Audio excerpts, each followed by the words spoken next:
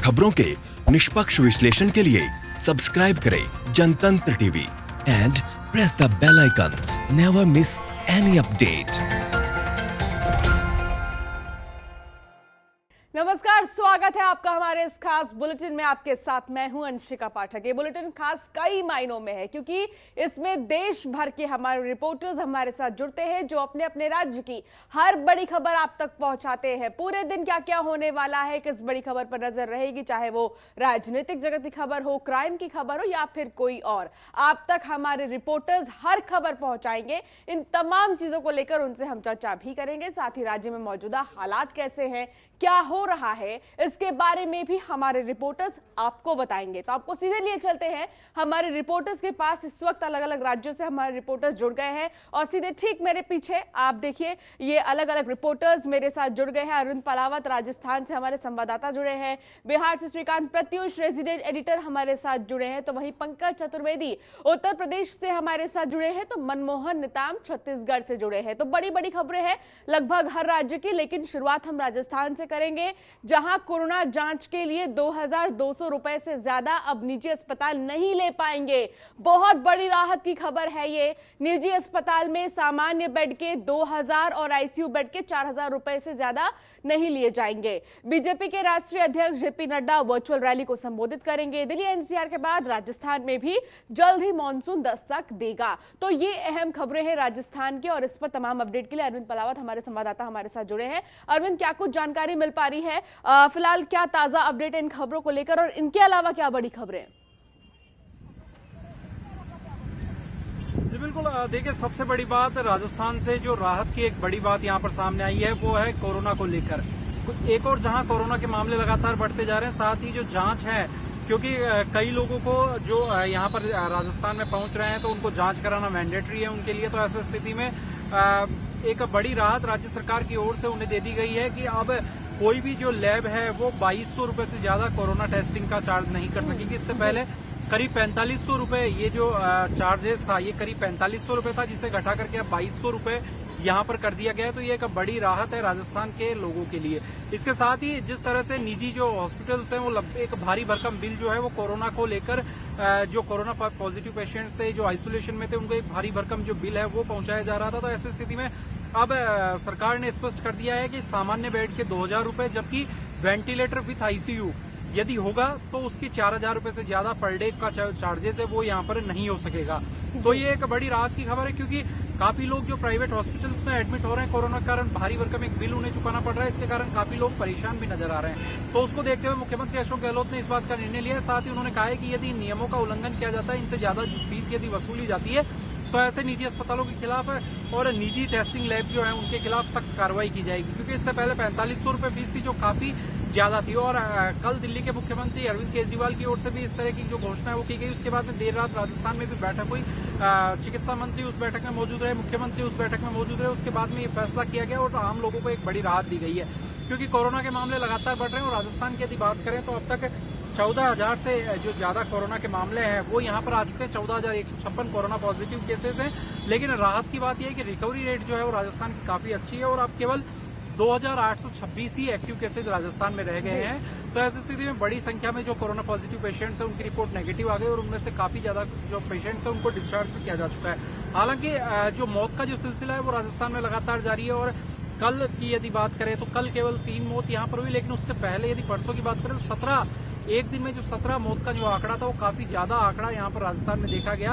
और अब तक की जो सबसे ज्यादा जो मौत है कोरोना से वो यहाँ पर परसों हुई, लेकिन कल 3 मौत यहाँ पर हुई है। तो एक राहत की बात इसे कहा जा सकता है। पिछले 24 घंटे में 3 मौत होने के बाद में अब जो मौत का आंकड़ा है वो यहाँ पर 333 हो चुका है, जबकि करीब 6.5 पौने 7 लाख के आसपास कोरोना की जो जांच है सैंपल्स है वो यहाँ पर लिए गए हैं। आरटीपीसीआर टेस्टिंग उनकी की गई है। आरटीपीसीआर जांच के बाद में जो रिजल्ट्स हैं वो अभी तक आ चुके हैं और करीब 10,000 के आसपास पेशेंट्स ऐसे जिनकी अभी तक रिपोर्ट आना पेंडिंग है। और इसके साथ ही यदि बात करें राजनीतिक खबरों की, राज्यसभा चुनाव का जो बिगुल था वो बजा, लेकिन उसके बाद में अब राज्यसभा जो चुनाव है वो यहाँ पर हो चुके हैं। राज्यसभा चुनाव के साथ ही अब भारतीय जनता पार्टी वापस से कोशिश कर रही है कि जो कार्यकर्ता हैं उनको एक साथ एकजुट किया जाए, क्योंकि लॉकडाउन के कारण लंबे समय से जो कार्यकर्ता हैं उनको उन तक पार्टी कार्यालय तक नहीं पहुंच पाए या पार्टी पदाधिकारी उनके संपर्क में नहीं रहे। तो ऐसे में आज जेपी नड्डा की एक और वर्चुअल रैली यहाँ पर है। जेपी नड्डा की इससे पहले स्मृति ईरानी की एक वर्चुअल रैली हुई थी, आज दूसरी वर्चुअल रैली है जो जेपी नड्डा की दोपहर 12:30 बजे ये वर्चुअल रैली होगी, जिसमें बीकानेर और जोधपुर संभाग के जो कार्यकर्ता हैं उनको संबोधित किया जाएगा। इसके साथ ही बड़ी संख्या में जो कार्यकर्ता हैं उनको डिजिटल प्लेटफॉर्म के माध्यम से इस रैली से जुड़ने के लिए कहा गया है। तो एक प्रयास किया जा रहा है भारतीय जनता पार्टी की ओर से कि लॉकडाउन के कारण जो कार्यकर्ता अपने घरों पर रहे उनको पार्टी के साथ में वापस जोड़ा जाए, पार्टी की रीति नीति उन्हें बताई जाए। साथ ही जो कोरोना संकट है और जो चाइना का लेकर जो संकट हो रहा है उसको लेकर भी यहाँ पर जेपी नड्डा कार्यकर्ताओं से बातचीत कर सकते हैं, कार्यकर्ताओं को यहाँ पर संबोधित कर सकते हैं। जी, तो ये अहम खबरें राजस्थान की है। लेकिन बात अगर हम बिहार की करें तो सीएम नीतीश कुमार ने देशवासियों से अपील करते हुए कहा है कि चीनी सामान को न खरीदा जाए। बिहार में खजूरबानी और शराब कांड में 4 साल बाद 13 पुलिसकर्मियों को बर्खास्त किया गया है। तो वहीं खगड़िया के तेलिहार गांव में से गरीब कल्याण रोजगार अभियान की शुरुआत करेंगे पीएम मोदी। तो वहीं एनएमसीएच में मेडिसिन विभाग के गेट पर तड़प तड़प कर एक कोरोना मरीज की मौत हो गई। तो ये अहम खबरें बिहार की हैं। इस पर क्या ताजा अपडेट है, श्रीकांत प्रत्यूष हमारे रेजिडेंट एडिटर जुड़ गए हैं। श्रीकांत, क्या जानकारी मिल रही है इन खबरों को लेकर?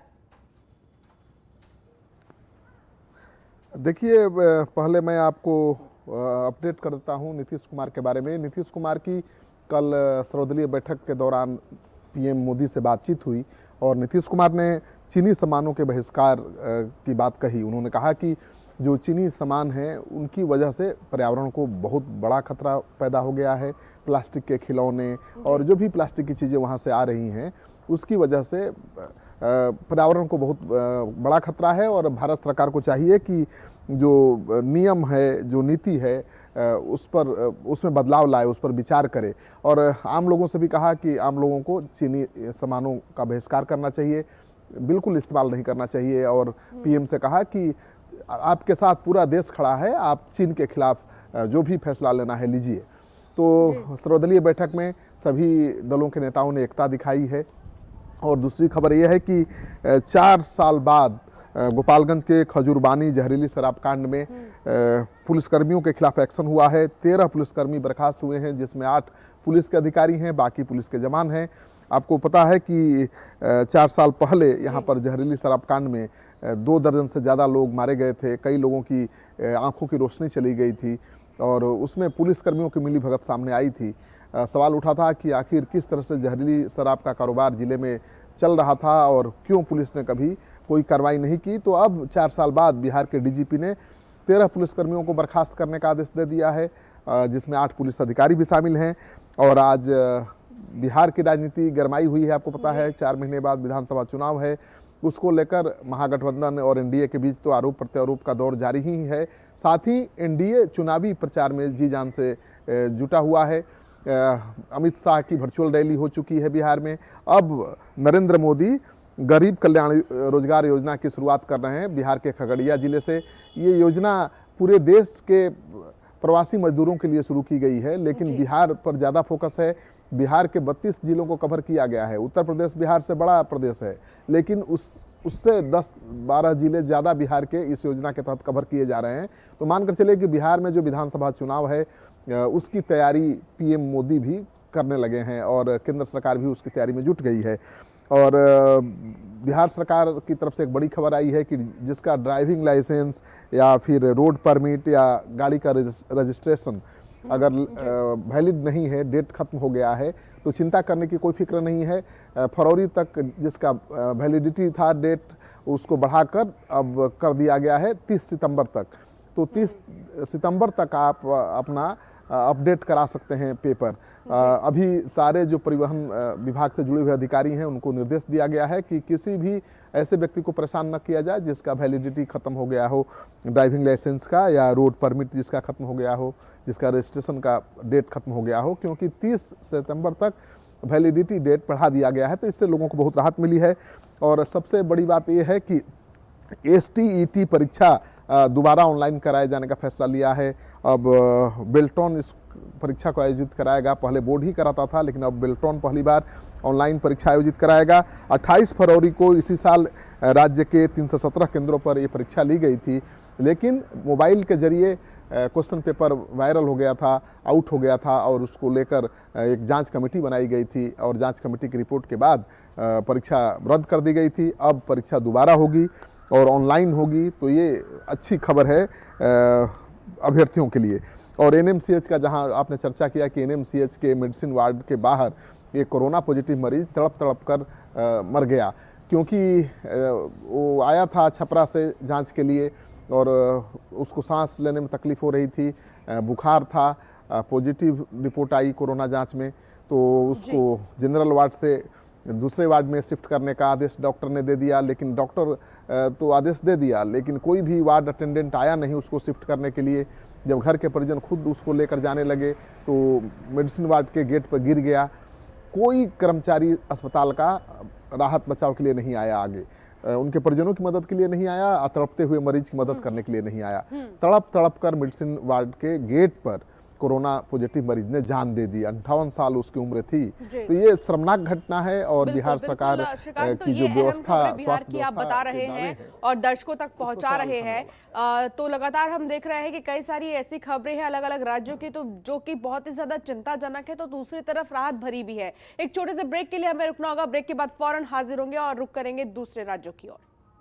और चलिए ब्रेक के बाद एक बार फिर आपका स्वागत है। ये लगातार हमारे रिपोर्टर्स हमारे साथ बने हैं जो हर बड़ी खबर आप तक पहुंचा रहे हैं। पूरे दिन क्या होने वाला है और किस बड़ी खबर पर आज हमारी नजर रहेगी, ये तमाम जानकारी आप तक हमारे रिपोर्टर्स पहुंचा रहे हैं। बात अगर उत्तर प्रदेश की करें तो कोरोना का कहर लगातार बढ़ता जा रहा है। यूपी में 24 घंटे में कोरोना के रिकॉर्ड तोड़ यानी कि 1817 मरीज सामने आए हैं। लखनऊ की एक केमिकल फैक्ट्री में आपको बता दें कि बॉयलर फटने से हादसा हो गया है, जिस दौरान एक की मौत हो गई और 8 लोग घायल हो गए हैं। तो ये अहम खबरें हैं। पंकज चतुर्वेदी, क्या कुछ जानकारी मिल रही है इन खबरों को लेकर? देखिए, कोरोना संक्रमित मरीजों की संख्या जहां तक बात है तो 1800 ने 817 मरीज 24 घंटे में आए हैं। ये आंकड़ा बढ़ करके 16,000 पार कर चुका है टोटल, लेकिन 9,000 से ज़्यादा भी उत्तर प्रदेश में सही हुए हैं। जहां तक चिरहट में एक बॉयलर कंपनी में बॉयलर फटने की वजह से केमिकल फैक्ट्री में एक लोग की मौत हुई है, 8 से ज़्यादा लोग घायल हैं। फिलहाल उनकी बेहतर व्यवस्था के लिए मुख्यमंत्री ने संबंधित जो लखनऊ के जिला अधिकारी हैं और स्वास्थ्य विभाग को निर्देशित किया है, उनका विभिन्न चिकित्सालयों में इलाज चल रहा है। हालांकि 2 लोगों की हालत उसमें थोड़ी क्रिटिकल है, लेकिन अन्य लोग जो घायल हुए हैं वो स्टेबलिश हैं और उनका इलाज चल रहा है। फिलहाल आग वायरल किस लिए फटा इसका पता लगाया जा रहा है। साथ ही आसपास क्षेत्रों को रात में ही खाली करा लिया गया था कि किसी तरीके की किसी की और जान माल का नुकसान न हो। मौके पे ही रात को एडीएम और एसपीटीजी के साथ साथ पुलिस के आला अधिकारी पहुंचे थे। वहीं दूसरी तरफ आज प्रधानमंत्री गरीब कल्याण योजना का शुभारंभ करेंगे। उत्तर प्रदेश से मुख्यमंत्री यूपी के योगी आदित्यनाथ भी वीडियो कॉन्फ्रेंसिंग के जरिए 11 बजे जुड़ेंगे। उससे पहले टीम 11 की बैठक करेंगे और 24 घंटे की हालात पर चर्चा करेंगे। कल मुख्यमंत्री गन्ना किसानों के लिए एक बड़ी सुखद खबर रही। गन्ना किसानों का पहली बार 1 लाख करोड़ से ज्यादा का भुगतान मुख्यमंत्री योगी आदित्यनाथ ने किया है। साथ ही उन्होंने किसानों से भी बातचीत की है। ये ऐसा पहली बार हुआ जब गन्ना किसानों की बकाया को लेकर के लगातार सवाल उठ रहे थे। ऐसे समय गन्ना किसानों का भुगतान तो किया ही है, उन गन्ना किसानों से भी बातचीत की है।